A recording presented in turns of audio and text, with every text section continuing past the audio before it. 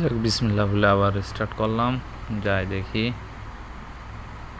দিয়া শেষ, দায়িত্ব আমার শেষ, এখন আবার স্টার্ট চলার আল্লাহ ভরসা। এই রে বিটি মানুষ, মুরব্বী বিটি বিটা সবাই মোটর চালায়। যাই হোক, যাই আবার ফেরত যেতে হবে রুমে, যাই কাপড় চোপড় চেঞ্জ করে আবার কাজ আছে। যাই হোক, একটা জিনিস দিল সেটা দিয়ে গেলাম। দ্বিতীয়ত হচ্ছে আর একটা কথা নিয়ে কথা বলতে চাই, সেটা হচ্ছে যারা মালয়েশিয়া আসতে চান তাদের উদ্দেশ্যে বলতেছি। মালয়েশিয়া এমনিতে লাখ লাখ লোক বসে আছে, কাজ নেই, কি একটা পরিবেশ, খাওয়া নেই, পুলিশই দাবড়ায় ধরতেছে অবৈধ লোক যারা আছে তাদের যদি ফিঙ্গারটা দিয়ে দেয়, কাগজের সুযোগটা দেয়, তারা বেঁচে যায়। এর ভিতরে আবার কি করতেছে, কলিং দেবে, কলিং দিয়ে লোক এসে কী করবে, কি কাজ করবে, কিভাবে কি করবে, কি একটা পরিবেশ। আর মালয়েশিয়ার পরিবেশে আর জীবনটা শেষ হয়ে গেল মানুষের। এই হলো পরিবেশ, কি দিয়ে কী করা যায়।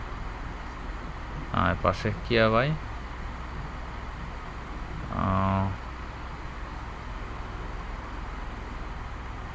পাকিস্তানি এক ভাই আমার কাছে জিজ্ঞাসা করতেছে যে আপনার সামনে কি ক্যামেরা লাগানো?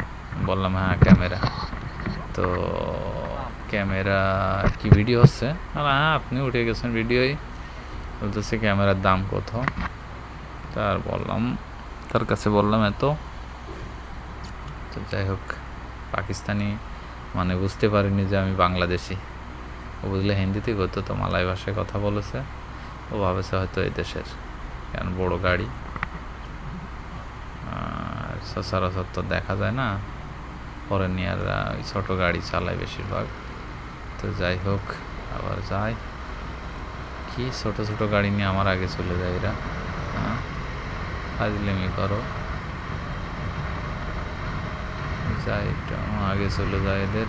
আমারও যাওয়ার লাগবে, তাড়া আছে, তো অত তাড়া না যে এমার্জেন্সিভাবে যেতে হবে সমস্যা করে।